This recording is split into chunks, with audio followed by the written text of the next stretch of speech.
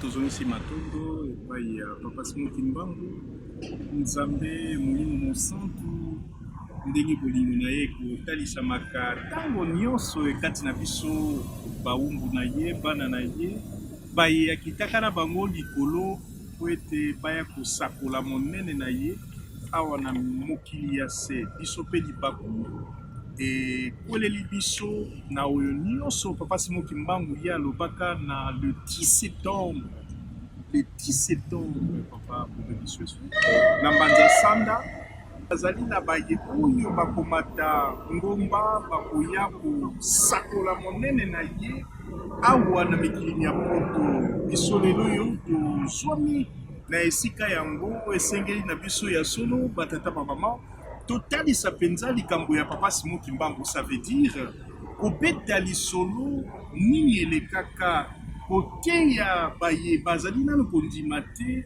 kolakisa nzela ya solo oyo papa Simon Kimbangu molimo mosantu asili kopesa biso lokola likambo ya solo. Lelo oyo biso tobengami bakimbangiste mpona nini pamba te tondimi papa Simon Kimbangu ye azali motindami ya nkolo Yesu. Tondimi ya solo ete papa Simon Kimbangu ye nde molimo mosantu oyo nkolo Yesu avanzonga na loboko ya mobali ya tata na ye eke ye nde moto esengelaki aya mpona kosikola biso na mpasi oyo tozalaki na yango. Lelo ezali mokolo moko spécial tokutani na moko oyo pokwa nyonso ntongo nyonso akosalaka kaka makambo mibale akolobaka na biso soki asali makambo ya koluka meya te akosalaka kaka makambo ya papa Simon Kimbangu. Ozali komona ye mingi boyebi ye mingi mpe boyebi ye te. Il s'agit de papa Bobebiso ye azali journaliste indépendant akolobelaka likambo ya tata Simon Kimbangu na nzela ya radio bonsomi. Lelo yo tozwi occasion ya kosolola mwa moke abongisaki mwa lisolo moko très important mpona biso na bino to découvrir yango na ntina ya monene ya mokolo ya lelo le 12 septembre 2021. Papa Bobe matondo mingi ndenge opesi biso occasion ya kosolola mwa moke nini omemeli bana ya papa Simon Kimbangu. Matondo mingi papa Richard, l'ingénieur Richard aussi qu'on a mingi parce que les années on les titres aux anango personne n'a connu yango bande kondingi papa Richard utukolobaki effectivement le 12 septembre 2021. Les années spéciales. Les années spéciales pourquoi? Parce que nous allons na double anniversaire. Celui de Zongi 134 ans avant ou en arrière, tu vois comment que le 12 septembre 1887, ils allaient qui mbotama de naissance, il y a papa Simon Kimbangu. Ah, on a 4 Simon Kimbangu. Plus précisément, dans le Cam. Alors, papa Richard, le 12 septembre 1921, les acquis datent, il y a arrestation, il y a papa Simon Kimbangu.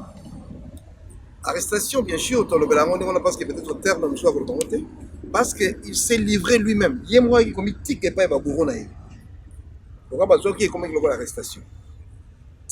Les lots, exactement le 12 septembre 2021, est comme ici 100 ans.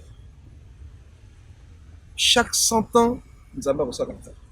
On a double anniversaire. Na likambo yango tokolobela yango ya solo ya 100 ans parce que tozali effectivement na mobu ya 100 ans oyebi balandi uta le 6 avril 2021 lingomba ya tata Simon Kimbangu ekokisaki mibu 100 ans disons ministère ya papa Simon Kimbangu to kosali na ye kondima kosala oyo mitindami to etindami oyo epesamaki na nkolo Yesu likambo wana ekosalaka mpe mwa mituna pamba te tolobi ye papa Simon Kimbangu azali molimo mosantu ndenge bazali koteya biso na kati ya mokanda ya Nzambe balobi ke bango bazalaki basato ntango basalaki mokili sikoyo lisusu nkolo Yesu atindi lisusu ye papa Simon Kimbangu likambo wana ekozalaka mwa je crois que kosunga biso mpe tokokoyeba yango pamba te yo ozali parmi mpe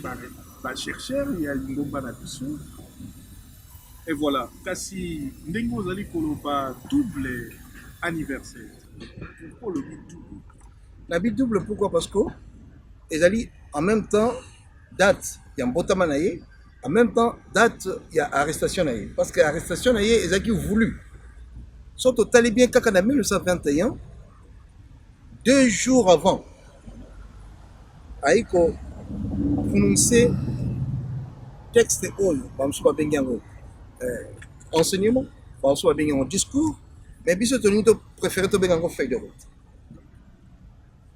C'est-à-dire que alobaki na kati ya feuille de route ke tango na ye se koki pa ki na kosala mazasanda, kwa ki ne komi pese pa ba boro na ye. Akene komi tike pa ba boro na ye po ba joyer. Ba joyer et alobaki na kati ya texte oyo ke effectivement ba kozwa nzoto na ye. Parce que moto kozaka na nzoto mibale, corps physique et na corps spirituel. Alors ba kotia corps physique na ye na silence, mais corps spirituel ba kotia na silence te pa matia za molimo.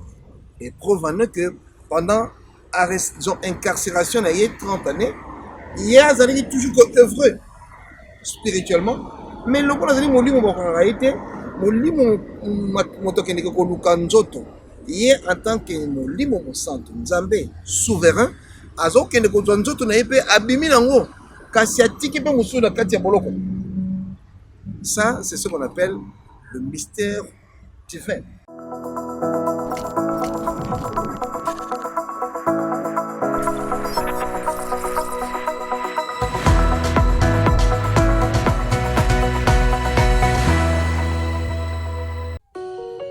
Depuis très longtemps, la race noire a été maltraitée, humiliée, était restée à la traîne.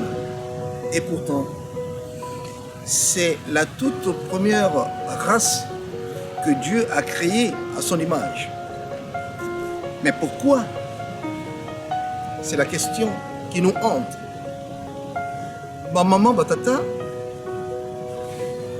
c'est en 1921, exactement le 6 avril, que Papa Simon Kimbangu, qui était au début, au commencement, parce que c'est l'esprit, a tourné sa face vers l'homme noir. C'est alors Ayaki Namboka Nkamba et Paya Bandaki Mosala Naye Nako salisa moto ya maman Kianton. Asalisa qui est moto ponanine. Vous savez, la tête est la partie la plus importante du corps humain, mais à parmi, bien que la partie nyonso est importante. Mais moto, ce qui a du maladie, la folie, nous autres thèmes de comme liboma. Moto kaka mteko makaliboma mais babengi moto aliboma et pourtant quand nous sommes allés nango bien foie, poumon, rein par exemple, le cœur nous sommes allés bien casser rien que la tête et baby moto na comme moto aliboma. Alors papa Simon Kimbangu a salisaki maman Kiantonda maladie wazaki nango ya moto ezalaki pe significatif. Les lots le 12 septembre 2021. 2 jours en arrière, c'était le 10 septembre. Et ce qui te dit le 10 septembre 1921, dit le 10 septembre 2021, 100 ans déjà écoulés. Un siècle l'équipe. Banda, Papa Simon Kimbangu, a prononcé qui oyo bamsu babengi discours, bamsu babengi enseignement, bamsu babengi bakombo ya ndenge na ndenge na banzasanda. Kasi biso to préféré to bengango une feuille de route. Na sima ya ko libérer moto mwindu, ndenge na lobi que c'était significatif ce geste wa salaki à l'endroit ya maman Kiantonda pour na ko salisa moto. il fallait appeler ça au babengi feuille de route na moto moindo. Ce discours oyo na papier oyo esengelaki na moto moindo nyonso en général et en particulier congolais à comprendre yango. Et pour ngai il fallait même kozwa yango kokotisa yango na enseignement bato batangaka yango na enseignement na biso et même bapolitique bakoka kosinspire nango nakanisi na ntango wana tonoki kozala ndenge tozali lelo te. Pourquoi nalobi boye? Soki tokoti na contenu ya makambo oyo, il a parlé de l'homme noir. Alobaki makambo nyonso oyo l'homme noir azalaki nango, et puis apesaki ba directive ce que devrait advenir l'homme noir, plus précisément Congo, parce que na discours na yasalaki le colon abengaki yango en discours ou un enseignement oyo ayaki nango enseignement de libération. Libération ya nani?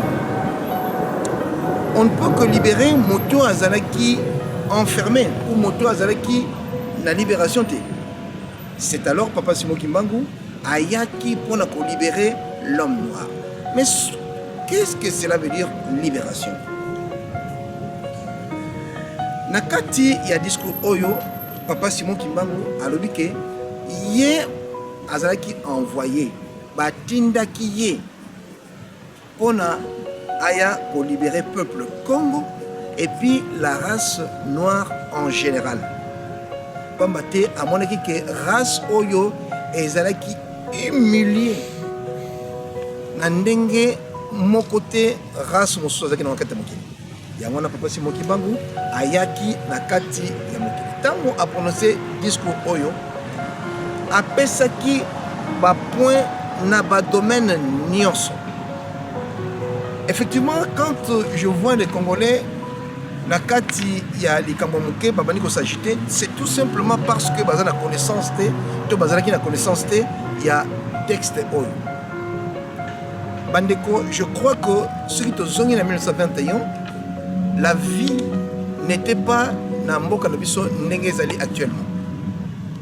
Lelo ceux qui bazoloba, tozali plus ou moins 100 millions d'habitants à Kaya, Congo RDC. Ce qui te zongi en 1921, je crois que tozali kita mosusu 10 millions ou 15 millions. Alors, natango wana situation économico-sociale ezalaki ndenge ezali lelo te.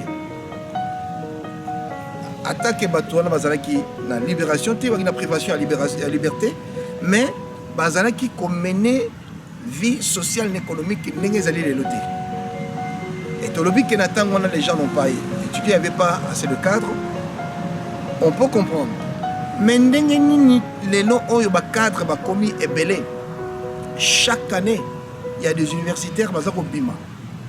Il y a ndenge na ndenge et surtout les gens ne veulent pas rester licenciés. Batu nyonso ba komba docteur. Mais boni au fur et à mesure qu'on avancer na ba titre situation socio-économique ya mboka ezako s'empirer. Dans le questionnement de Rosalama. Balobi, l'homme se découvre quand il se heurte à un obstacle. Il fallait quand même de se découvrir. Bandeko nakati ya discours oyo Papa Kimbangu alobi nini? Alobi, par exemple, na biso bato na mikili ya poto, alobaki que bato oyo bomoni bazali ko sala biso makambo boye. Bazali ko nyokola biso. Mikolo koya bana na biso bakoke na mikili na bango, bakoyekola bango nyonso minoko na bango, bakoloba pe minoko na bango. Kasi mingi bakozonga mingi pe bakozonga te. Alors, na makanisio ngai na lobi que soki biso nyonso va toya na mikili ya poto toyaki na connaissance ya feuille de route oyo nakanisi comportement na biso na kati ya mikili ya poto alingi kozala ndenge mosusu ndenge na kolobaka mikolo nyonso ke moto oyo ayebi maladi azali kobela douleur ya maladi na ezalaka un peu plus atténué ke moto oyo azobela kasi ayebi maladi azobela te yango moi tozali awa lokola bato bayebi batenant na babutisa makambo te et on s'agite chaque fois so toyoki likambo ezali attitude ya bato oyo bamiyebi te non seulement bamiyebi te attitude ya bato mpe bazali na connaissance te papa Simon Kimbangu alobaki ye kaka motu akotinda longi un enseignant oyo akoya mpo akoka kotangisa biso mpo instruire le peuple Congo po avant ye aya il faut peuple Congo azala instruit po na instruction tokozwa tokoya koyeba toya komiyeba biso moko so tozali banani du tokoyeba terre nini oyo tozali une parenthèse oyo na kosala mikolo nyonso nakolobaka que avant biso tobengama bacongolais le Congo a déjà existé soki Congo existaki na richesse nyonso ezali nango na kati même biso le toza koréclame richesse wana ya biso tozo profiter nango te on le dit très souvent mais est-ce que nous nous posons seulement la question de savoir nani mutu ayi kotika richesse wana awa na Congo? Ça c'est la plus grande question. Et pour nani ya kotika na Congo moto oyo ayi kotika biloko wana ye kaka yebini eloko toki kosalela yango. La fermée parenthèse. Alobi lisusu papa Simon Kimbangu que ce qui peuple Congo a comme instruit atteindre babengi maturité spirituelle, ce n'est qu'après il y a trois pouvoirs, pouvoir politique, pouvoir économique, et pouvoir spirituel. Lelo oyo biso toyebi situation tozali kovivre depuis des décennies. Lelo kutu bato mingi balembi bakomi désespéré. Or biso toyebi que le désespoir c'est un grand péché. Le péché du désespoir. Papa d'engé nazali koloba na biso. Parce que tant que moto azali na mokili azali ko vivre okoki ko afficher l'attitude de désespoir. Pourquoi? Parce que le lendemain ne nous appartient pas. Il faut appartenir à Oyo Asaliki Mokili ou à Tchakipso Nakata Mokili. Alors, le 10 septembre 2021, et comme ça qui 100 ans. Réfléchissons sur ça. 100 ans, Ezali et Belé. Ceux qui ont le centenaire, on a Katia Mbok, on a vu ça, on a si te retrouver, il y a compter la mission. Ou peut-être te retrouver, on a compter la alors, 100 ans durant, tu as la connaissance, tu as la maîtrise, il y a un texte OED. Alors, quand tu vivre le long, je crois que c'est interpellant. On n'a pas politicien à Bissopé. Le temps que nous avons la constitution à Liège, et pourtant Bissot, tu as un titre à Minene, et que nous ne sommes pas matures, on a ça la constitution, on a ça la Mibeko et alors que tout a été dit dans ce texte. Ce qui, même pour la constitution de Bissot, qui est comme modèle, je crois que tout le monde est comme un comité. Parce que là, on est en train de patauger. Tout le monde est et là, on est au ça. Alors que nous sommes dans 4 minutes. Même si vous allez dans n'importe quel titre académique, Makamwana ya yote ba yebisa ki yo yango. Parce que ça qui formation, ça qui étude, on a eu de professeurs obaki ko yebisa yo makam. Même si yo après avoir on va dire que ça va réflexion, au décès ma découverte makambo, base ya makambo et outil makambo ba yebisa ki yo. Mais ce n'est pas ça qui est le plus important. Le plus important c'est nani muta yebisa ki yo makambo. Oh makambo biso loba, muta yebisa ki biso ngo moto azali moto kasi moto te. Papa Simon. Nzambe molimo santo. Oh makambo nzamba lobi na o moto lobi ezali différent parce que moto azali na début na une fin alors que nzambe azana débuté azana fin te. Voilà bandeko balandi raisonnement ya moi moketo rosa natina ya date ya le 10 septembre. 100 ans durant. Nakanisi lelo esengeli yonangai to sala ba réflexion là-dessus totala ndenge nini tokoki kotambola o situation oyo tozali kopase na kati na mboka na biso lelo ezali tozovivre na tokutisi deux extrêmes ou deux extrémités or ekokutana te plus na moins ekutani esali incendie. Nous vivons dans un environnement incendié. Tokovivre ndenge nini na kati ya incendie. Je vais m'expliquer. Dans la terre eza na richesse ya kosangana te. Samba etondi, sous-sol etondi na nkita, mai etondi na nkita, mais tozali population si pas la plus pauvre du monde, mais pas très loin. Les deux extrémités, plus na moins, mais koutani. Et ce qui est long, de connaître catastrophe, c'est tout simplement c'est parce que c'est le Congo. Le Congo est un pays moko extraordinaire. C'est ça aussi le problème. Il y a l'homme congolais.